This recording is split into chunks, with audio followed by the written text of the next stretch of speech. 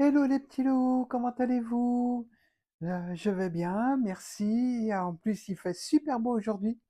Donc voilà, aujourd'hui, je vous fais un post sur les livres, oui, mais aussi parce que, bah voilà, je viens de terminer le protocole d'orthophonie. Donc je tiens à remercier le docteur Caban, orthophoniste à Tours, qui m'a pris depuis le début, qui m'a donné plein d'exercices, qui m'a fait progresser dans ma voix, dans les fréquences de ma voix, pour avoir une voix confortable lorsque je parle et pas à me fatiguer au bout de 5 minutes. Donc, je tiens à remercier donc tous ces orthophonistes, surtout que lors de ma première séance, Lorraine Métier était à la séance et m'a gentiment proposé de participer au protocole de son mémoire de dernière année. Donc, que j'ai accepté, bien sûr. Et ce travail aussi, lors de ce protocole de son mémoire, m'a énormément aidé à relativiser sur moi-même, à accepter ce que ma voix est devenue, parce que, bah, comme je pense, comme beaucoup de femmes dans mon cas, doit se dire, on n'entend pas changer sa voix. Et on est ultra sévère avec soi-même, on est très exigeante avec soi-même. Et je me suis aperçu que bah, au travail, on me fixe des objectifs, je fais en sorte d'atteindre ces objectifs, de les dépasser. Mais après, pour la voix, tous ces exercices que j'ai faits avec Lorraine, avec le docteur Kamli, Noémie, avec le docteur Caban aussi, bon, qui est sur la fin de mon parcours, était en congé maternité. J'espère que ça se passe bien avec le nouveau-né. Et voilà, donc j'aurais dit bah, que je ferai un petit post sur Instagram, que je les taguerai toutes les trois, parce que le travail a vraiment été énorme. Et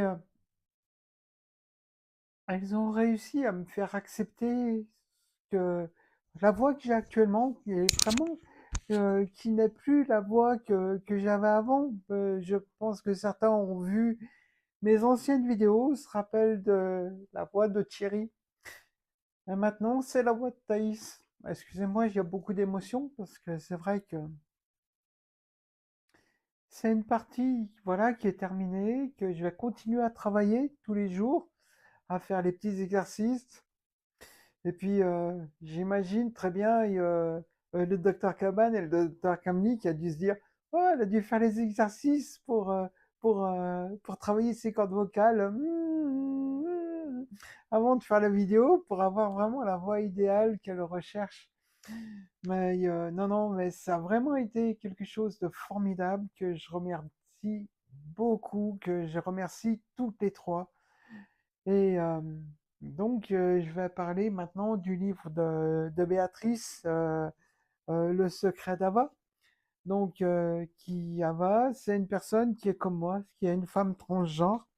Bon, elle, contrairement à moi, elle est complètement terminée.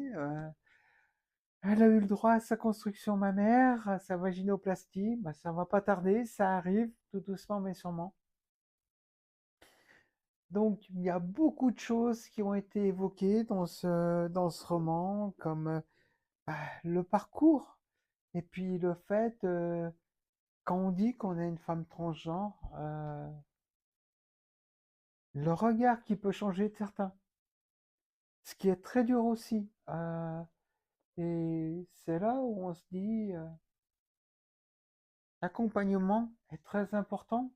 L'accompagnement médical, l'accompagnement psychologique, l'accompagnement ben, orthophoniste aussi, c'est très important parce que ça vous permet d'être à l'aise avec vous-même, d'être à l'aise avec la nouvelle personne que vous êtes, celle que vous rêvez d'être depuis que vous êtes toute petite et que ça arrive, ça arrive et au fur et à mesure du protocole, du parcours, il y a plein de choses qui se passent avec nous-mêmes. Et donc, Béatrice le met très bien en avant dans le roman sur la transidentité. Et voilà, c'est tout très bien expliqué, mais voilà, ça revient un petit peu sur ce que je dis et sur le poste que je fais actuellement. C'est que dans le roman, elle n'a pas parlé de la mutation de sa voix, de la transformation de sa voix. Donc après, il existe une opération où on allonge un peu les cordes vocales, mais qui m'a été fortement déconseillée. Comme me disait le docteur Caban, oui, c'est possible. Par contre, cette opération, si jamais elle loupe, c'est irréversible. Donc après, on se dit, est-ce qu'on prend le risque ou on travaille, on allonge soi-même ses cordes vocales par rapport aux exercices que les orthophonistes vous donnent.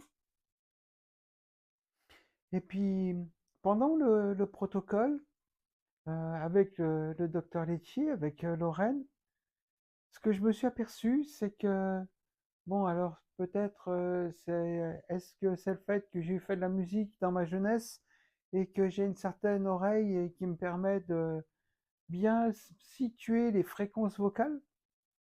Mais par contre, à la question, quand on me demandait si c'était une voix cisgenre ou une voix transgenre, je vais être franche avec vous, il y avait des moments où je répondais vraiment au pif, parce que j'étais dans l'incapacité de me dire, est-ce une voix transgenre ou une voix cisgenre?